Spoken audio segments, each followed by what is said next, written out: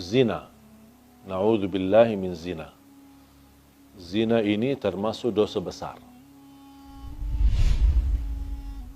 Zina ini bergaulan seorang laki dengan wanita yang bukan muhrimnya.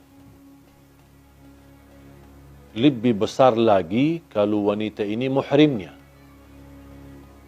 Na'udzubillah min dzalik.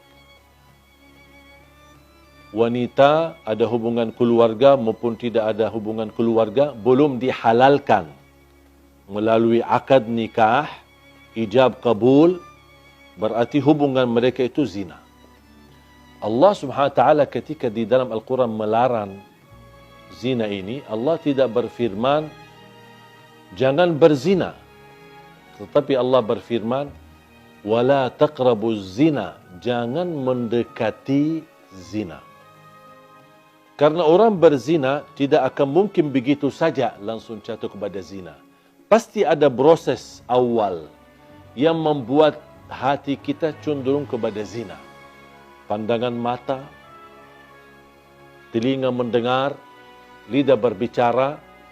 Sekarang berbicara lidah kita diwakili oleh WhatsApp.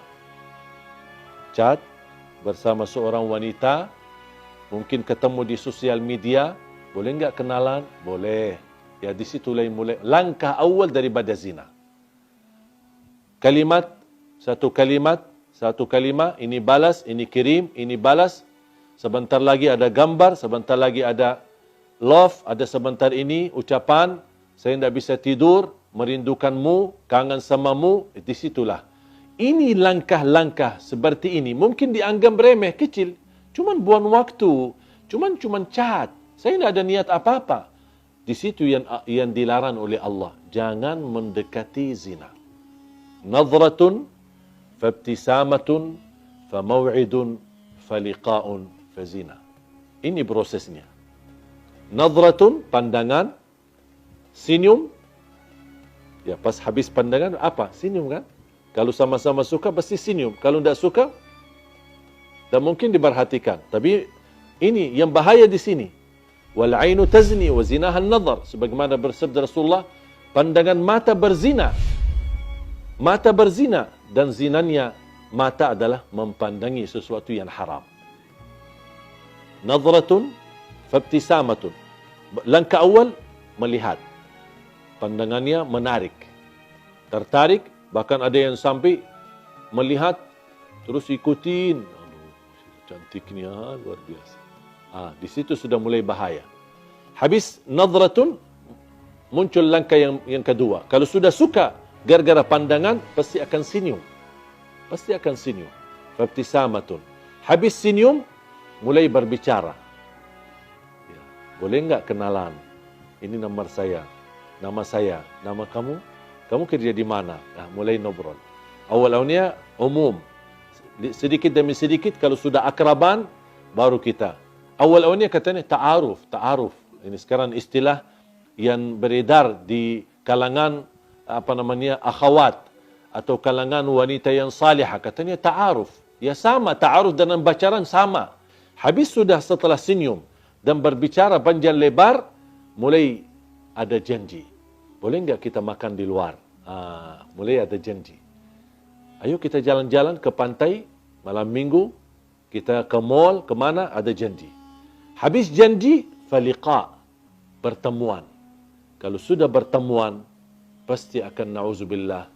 Kalau bukan dilindungi oleh Allah, sudah lemah hawa nafsu, lemah iman, sahwatnya sudah tinggi, dan proses langkah-langkah yang begitu banyak, ujung-ujungnya habis bertemuan, pasti diajak untuk bersama-sama malam hari atau tiduran bareng. Disitulah awal-awalnya dipermudahkan, dianggap remeh, dianggap enteng, biasa aja, tapi ujung-ujungnya jatuh kepada zina. Ketika sudah terlanjur berzina, baru mereka dua-duanya sadar. Dan mereka tidak mau tanggung jawab dan saling meninggalkan. Apalagi kalau terjadi kehamilan. Langsung mereka melarikan diri dan tidak ada yang mau tanggung jawab. Hei wanita, jagalah kehormatanmu.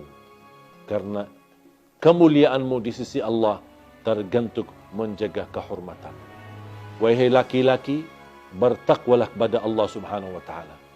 Jangan mempengaruhi wanita untuk jatuh cinta, tapi Anda tidak serius terhadap cintaan itu untuk dijaganya dan untuk dipelihara dan untuk dijadikan mendapatkan ridha Allah Subhanahu wa taala. Mudah-mudahan kita semua dilindungi oleh Allah dari perbuatan zina, dari langkah-langkah awalnya sampai ke ujungnya jatuh kepada zina. Semoga kita dijegah diri kita dari perbuatan dosa besar zina. Semua orang dapat diampuni oleh Allah dosanya. Apapun dosa kita. Dosa zina, dosa riba, dosa sihir, sering bolak-balik ke tukang dukun, semua apapun perilaku kita. Dan syarat taubat. Kalau taubat pasti diampuni Allah Subhanahu wa taala.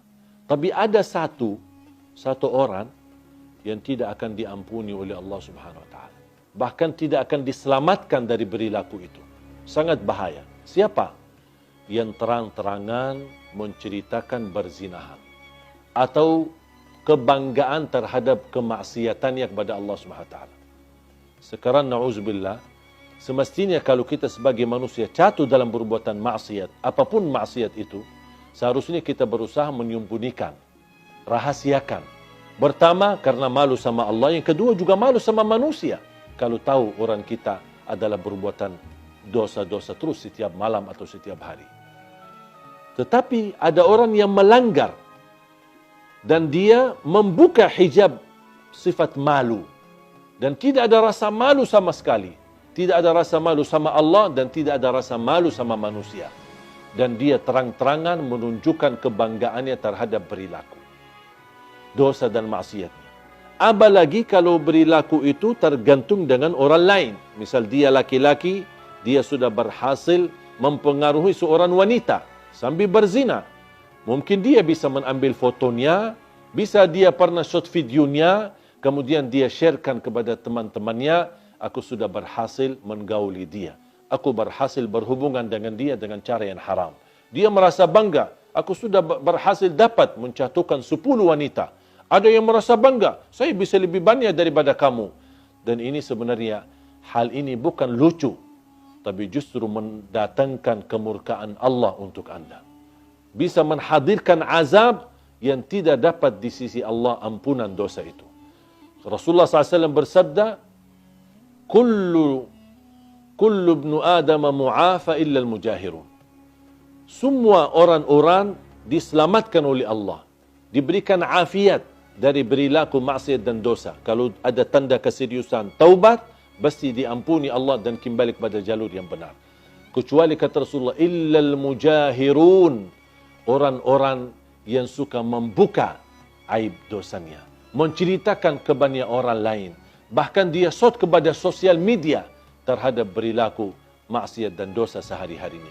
Inilah mereka yang dijamin tidak selamat dan dijamin tidak diampuni, bahkan dijamin tidak akan diterima dan diberikan kemudahan agar dia sadar dan kembali taubat kepada Allah SWT. Hati-hati.